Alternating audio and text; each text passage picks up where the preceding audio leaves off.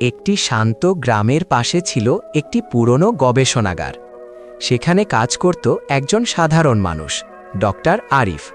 সে শুধু বিশ্বাস করত বিজ্ঞান মানুষের জীবন বাঁচাতে পারে। একদিন গভীর রাতে একটি গোপন পরীক্ষা চলছিল। হঠাৎ বিস্ফোরণ, সবুজ আলো ল্যাব ঢেকে দেয়। আরিফ মাটিতে ছিটকে পড়ে। কেউ ভাবল সে মারা গেছে, কিন্তু সে মরে না। কয়েকদিন পর গ্রামে আসে আতঙ্ক।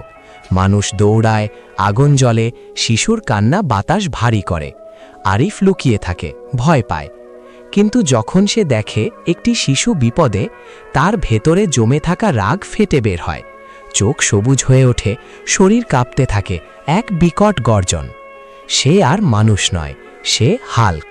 এক ঘুষিতে শত্রু উড়ে যায়, এক লাফে আকাশ ছুঁয়েছে। গ্রাম বাঁচে, কিন্তু হাল্ক চুপচাপ পাহাড়ের দিকে চলে যায়। কারণ সে জানে, আমি দানব নয়, আমি সেই শক্তি যা জেগে ওঠে যখন নিরীহ মানুষ বিপদে পড়ে।